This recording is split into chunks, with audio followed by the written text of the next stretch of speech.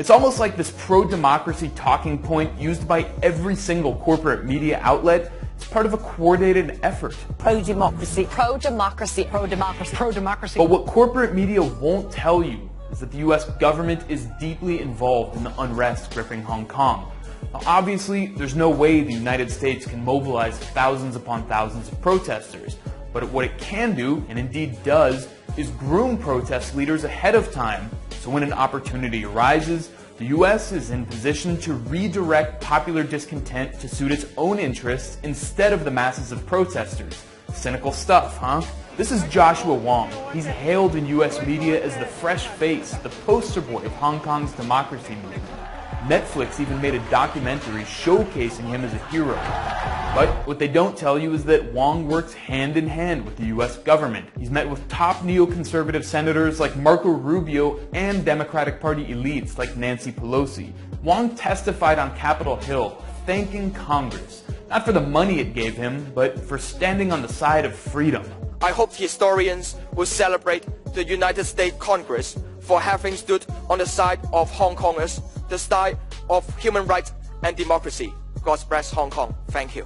Wong was even caught on camera meeting with a political counselor from the US Embassy in Hong Kong. He received money from the National Endowment for Democracy, or NED, what was created during the Reagan administration. In the words of co-founder Alan Weinstein, a lot of what we do today was done covertly 25 years ago by the CIA.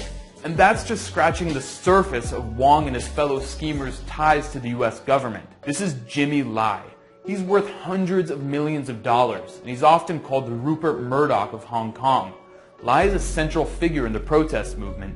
He uses his tabloid media empire called Apple Daily, the biggest in Hong Kong, to promote the protests. The content is outright racist and xenophobic against mainland Chinese.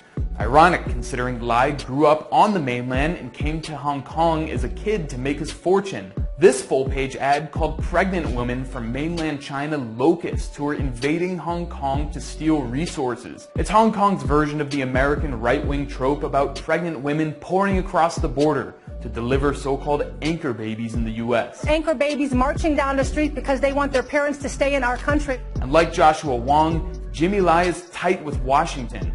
This summer, he came to the US to meet with Mike Pence, Mike Pompeo, and John Bolton, the most hawkish members of the Trump administration. This information isn't talked about in US media, but it shouldn't be a surprise. It's not like the protesters are trying to hide their affinity for the United States. In September, thousands of demonstrators waving American flags marched to the US consulate to make their demands heard. Not to the Hong Kong government, not to Beijing, but to Washington. Those demands happen to be the same ones that Marco Rubio is pushing for. Still not convinced the West is playing a major role in Hong Kong's protests?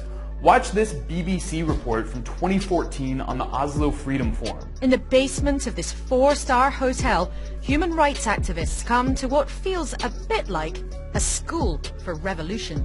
According to this report, plans for the 2014 Hong Kong protests, which today's are essentially a continuation of, were plotted long before they started. This may not evoke the spirit of the barricades, but the teaching here is to be successful, to topple a government for good, you have to be organized and to plan meticulously. And activists here have been involved in helping to organize the current protests in Hong Kong. Their plan to put thousands of people on the streets of the territory was in fact hatched nearly 2 years ago. And look who makes an appearance in the video. I'm Joshua Wong, the convener of Stories. Who else is there? Pussy Riot, the young women who have been embraced by US media for, among other things, screaming profanities in a church to stick it to Putin. And then there's none other than Srđan Popović, the Serbian founder of the regime change mercenary group Canvas. Canvas has taken money from the US government and reportedly from the CIA to train untold thousands upon thousands of young people to topple governments around the world that the United States deems adversarial. One of the better known Canvas trainees is Venezuelan coup frontman Juan Guaido. In other years, figures like Raed Saleh, face of the White Helmets, appeared to form. White Helmets are the propaganda arm of Al-Qaeda in Syria and are funded by the US State Department. The Oslo Freedom Forum is a who's who of regime change operatives, a clown car of charlatans, hucksters, and outright frauds. But what about the issue of police violence? Even if the protests are largely funded by the United States, that doesn't give cops an excuse to crack skulls. Well, judging by the huge amounts of video, the violence in Hong Kong has been initiated and mostly carried out by protesters.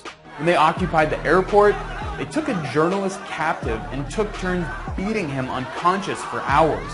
Then, when he was finally being carted away on a stretcher, one protester ran up and struck him with an American flag. Or how about this video of protesters clashing with outnumbered police? How would cops react here in the United States? I think it's a safe bet that American police would have zero tolerance and would have shot and killed the protesters. The one time Hong Kong police did open fire, well, that was shown endlessly in Western media. What they didn't show is that the rioters were assaulting police and citizens just before that. I'm not arguing as justification for the shooting, but it begs the question why corporate media is only showing the reaction and not the action. It seems like propaganda to me. In fact, police overreaction is actually what the protesters are hoping for. One of them spelled it out in the New York Times, calling it marginal violence theory. It calls for use of the most aggressive, non-violent action possible to push the police and to thoughtfully escalate non-violence.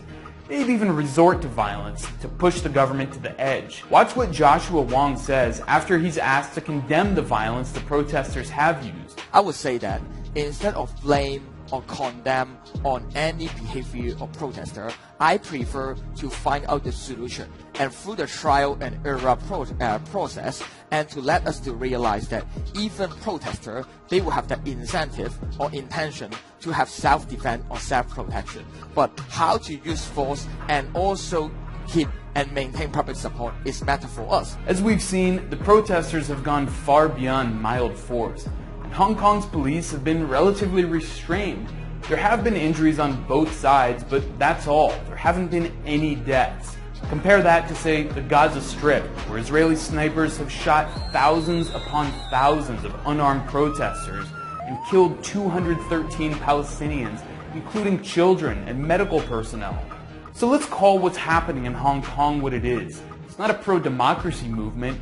It's a U.S. government-trained and funded violent separatist movement run by operatives that exploit the plight of Hong Kong's youth to enrich oligarchs and destabilize China.